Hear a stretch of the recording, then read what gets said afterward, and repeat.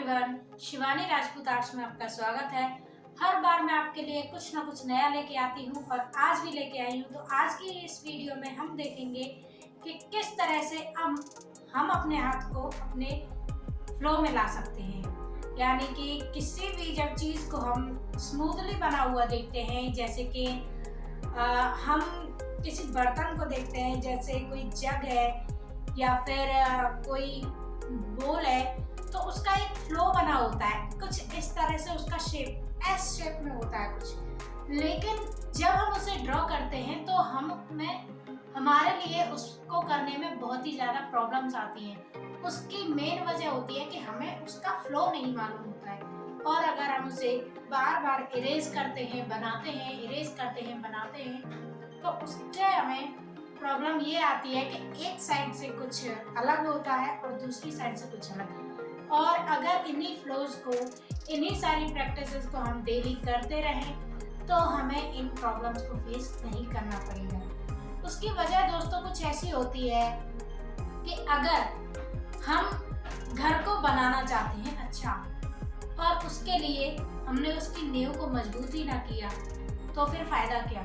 जब नींव मजबूत नहीं होगी तो कोई भी जरा सी आंधी तूफान आने पर हमारा मकान गिर सकता है, हमारी दीवार गिर सकती है। ठीक उसी तरह से जब हमारा बेस यानी हमारी जो फंडामेंटल नॉलेज जो हमारी अच्छी नहीं होती है, मजबूत नहीं होती है, तो जब हम किसी हार्डवर्क को या फिर कोई नॉर्मल भी चीज बनाने की कोशिश करते हैं तो उसमें भी हमें फिर बहुत सारी मुश्किलों का सामना करना पड़ता है। मैं जिस स्कूल में पढ़ाती थी वहाँ पे जब मैं अपने स्टूडेंट्स को बोलती थी कि आप चिड़िया बनाइए, या फिर नॉर्मली अगर एक बार मैंने बच्चों को क्राउन बनाने के लिए दिया था, तो बच्चों से वो क्राउन भी नहीं बना। उसमें मेन जरूरत थी कि हम उसमें ओवल बनाएं, बच्चों का ओवल ही मजबूत नहीं था। दूसरी चीज, उसमें उन्हें स्ट्रेट लाइंस भी खींचनी थी तो वो भी उनका मजबूत नहीं था। एक बार जब मैंने उन्हें चिड़िया बनाने के लिए दी तो उन्होंने कुछ इस तरह से पूरी तरह से उन्हें बिगाड़ दिया था। हालांकि उनकी कोई गलती नहीं थी, क्योंकि उन्हें पहले ऐसा कोई टीचर नहीं मिला था तो जो उन्हें मेन कारणों को, उनकी कमियों को बताए कि किस तरह से उन्हें अपना बेस लेवल मजबूत करना है। तो मैंने उन्हें जब बताया तो उनकी आर्ट में काफ़ी चेंज आया। तो इस तरह से मुझे भी ये प्रैक्टिकल मिला कि हाँ, अगर कुछ करते हैं तो कुछ होता है। मैंने भी किया है, मैंने भी ये सारे चेंजेस किए हैं अपनी ड्राइंग में। कुछ अपने टीचर से देख देख के, कुछ ड्राइंग मास्टरी को ज्वाइन करने के बाद ये सारी चीज़ें मुझे मालूम हुई हैं, तो मैं इन्हें करती हूँ और इसीलिए मैं दूसरों को भी बताती हूँ कि वो भी अपनी आर्ट को और भी ज़्यादा अच्छा बनाएं। तो इससे हमें ये फ़ायदा होता है कि अगर हम इन प्रैक्टिसेस को डेली करते रहते हैं तो हम जब भी कोई शेप बनाते हैं तो हमें इन्हें बहुत ही ज़्यादा आसानी होती है करने में। इसीलिए बने रहिए मेरे साथ और देखते रहिए, आगे की सीन में मैं आपको और भी ज़्यादा नॉलेज दूंगी। तो यहाँ आज मैं प्रैक्टिस कर रही हूँ वही अपनी पुरानी वाली कॉपी में, जिसमें मैं आपको बताती रहती हूँ कि किस तरह से हमें डेली प्रैक्टिस किसी भी वेस्ट पेपर में करनी चाहिए। हमें इन प्रैक्टिसेस के लिए ये नहीं सोचना है कि हमें बहुत ही अच्छा मटेरियल चाहिए या फिर पेन या पेंसिल की ब्रांड अच्छी होनी चाहिए। तो ऐसी चीज़ों की हमें ज़रूरत नहीं है। हमें सिर्फ चाहिए एक हाथ में पेंसिल या पेन, जो भी कुछ मटेरियल आप यूज़ करते हैं, और उसके साथ साथ एक पेपर या फिर कोई कार्डबोर्ड या फिर कोई ज़मीन वाली जगह, कुछ भी ऐसी जगह हो सकती है, कोई भी ऐसी चीज़ हो सकती है जिनमें हमें सिर्फ प्रैक्टिस करनी होती है।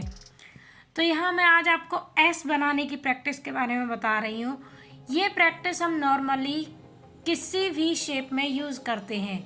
जैसे हमें कोई लोटा बनाना है या फिर कोई घड़ा बनाना है या फिर कोई भी ऐसे नदी या फिर किसी भी, जैसे हम पक्षी के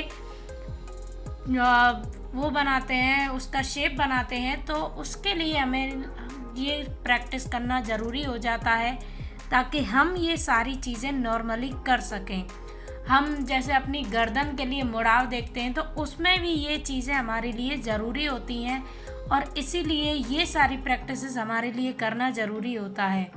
मैंने आपको पहले सर्कल एंड ओवल्स के बारे में बताया था। यहाँ प्रैक्टिस आज सी की हो रही है। सी बनाने से भी हमें बहुत फ़ायदा मिलता है। जैसे हमें चाँद बनाना है तो उसके लिए हमें बहुत ही सिंपल हो जाता है। अगर हमारी ये प्रैक्टिस नॉर्मली करते रहते हैं तो हमें फिर ये प्रॉब्लम नहीं होती है कि अगर हम कोई चाँद बना रहे हैं या फिर सी शेप में कोई भी चीज़ बना रहे हैं तो उसके लिए फिर हमें ये चिंता नहीं करनी होती है कि वो कहीं से टेढ़ा मेढ़ा हो गया है। या फिर अगर हमारी प्रैक्टिस डेली डेली बढ़ती जाती है तो उनसे भी हमें ये फिर हमें ना डर रहता है और ना ही हमारा हाथ उस तरह से चलता है। हमारे हाथों से फिर वो चीज़ें गलत हो ही नहीं पाती हैं। हम चाहें तो फिर भी वही बात है कि हम जब खुद चाहेंगे तो हम वो ही कर सकते हैं जो हम चाहते हैं। आप देख रहे हैं कि मैंने जो चीज़ें बनाई हैं उनमें कहीं कहीं लाइंस टेढ़ी हो गई हैं। थोड़ा जूम करके देखेंगे तो यहाँ पे थोड़ी टेढ़ी मेढ़ी हो रही हैं चीज़ें, तो इसलिए ज़रूरी है कि हम इन प्रैक्टिसेस को करते रहें। तो मैं आपसे बार बार यही कहती हूँ कि आप भी इन प्रैक्टिसेस को करते रहिए। जैसे भी आप कोई चीज़ बनाते हैं तो फिर आपको उसमें बहुत ही ज़्यादा हेल्प मिलती है। और आप इन प्रैक्टिसेस को करिए, उसके बाद फिर कोई शेप बनाइए, फिर देखिए कि कितना प्रैक्टिस हो पाया है इन चीज़ों में हमारा, तो तब आपको पता चलेगा। अभी जो ये चांद शेप में जो मैं बना रही हूँ उनसे हमें ये हेल्प मिलती है कि जैसे हम किसी पक्षी का पेट बना रहे हैं या फिर किसी जानवर का पेट बना रहे हैं तो उनके लिए हमें जो ढलाव नीचे की ओर देना होता है उसमें हमारी काफ़ी हेल्प हो जाती है और इन्हीं से हमें बहुत ही ज़्यादा फ़ायदा मिलता है। और साथ ही साथ जो नीचे की ओर झुकाएंगे तो उनमें भी हमें ये बहुत ज़्यादा हेल्प करता है, क्योंकि जैसे ऊंट का जो पेट होता है या फिर यूँ कहें कि पीठ होती है वो ऊपर की ओर से उठी हुई होती है, तो इन चीज़ों को बनाने में हमें हेल्प होती है बहुत ही ज़्यादा और फिर हमें फ्लो लाने में टाइम नहीं लगता है।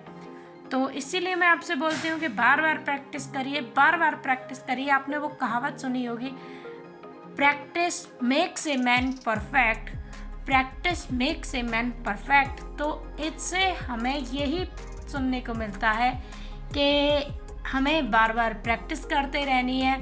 इसी के साथ साथ मैं आप लोगों को दिखाऊंगी अगले वीडियोस में कि किस तरह से मैं अपने स्केचेस की प्रैक्टिस करती हूँ, किस तरह से मैं दूसरे लोगों के कमीशन वर्क भी बनाती हूँ और ग्रिड मेथड के बारे में भी हम सीखेंगे।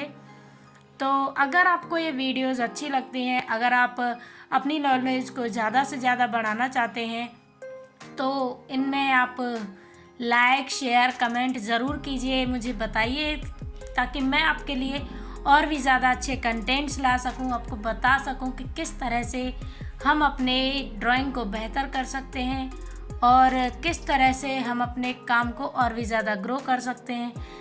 तो इन सारी चीज़ों से हमें बहुत ही ज़्यादा हेल्प मिलती है और मुझे भी बहुत अच्छा लगता है जब लोग कहते हैं कि हमें इन सारी चीज़ों को जानकर अच्छा लगा है।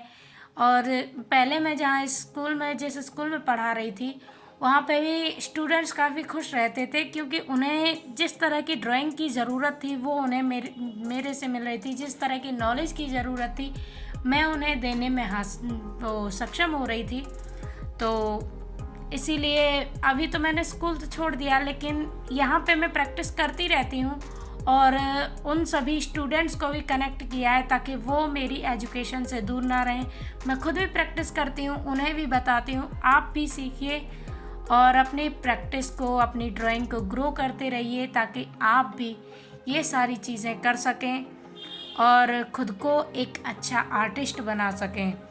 तो जैसा कि आप देख सकते हैं यहाँ मैंने घड़े बनाने की प्रैक्टिस की है और इसी के साथ साथ मैं ये चिंता नहीं करती हूँ कि मैं किस तरह से चीज़ों को बना रही हूँ या फिर कोई देखेगा तो क्या कहेगा। मुझे सिर्फ अपनी प्रैक्टिस से मतलब होता है, इसलिए मैं अपने भरे हुए पेज में और ज़्यादा भर देती हूँ उनको। तो इससे मुझे ये फ़ायदा होता है कि मेरी प्रैक्टिस भी हो जाती है और साथ ही साथ हम इन्हें कर पाते हैं। और इनके साथ साथ मैं स्टिल लाइफ भी प्रैक्टिस करती रहती हूँ। जो भी चीज़ मुझे सामने दिखती है मैं उन्हें बनाती हूँ और यहाँ पे मुझे ये चिंता करने की ज़रूरत नहीं होती है कि कौन सी चीज़ कहाँ से होगी या फिर कितनी बिगड़ेगी, जो भी चीज़ मुझे मिलती है वो मैं अक्सर बना लेती हूँ। और ये वही पेज हैं जिनमें पिछले वीडियोस में मैंने आपको सर्कल्स एंड ओवल्स बनाना सिखाया था। फिर मुझे लगा कि अभी ये पेज भरे नहीं है, इसलिए मैंने इसमें बाकी चीज़ें बना दी हैं। और साथ ही साथ में वाटर कलर से यानी ब्रश हैंडलिंग भी करती रहती हूँ अपनी, ताकि ये प्रैक्टिसेस भी मेरी बनी रहें और आप लोगों को भी मैं डेली सिखा सकूँ। तो प्रैक्टिस करते रहिए।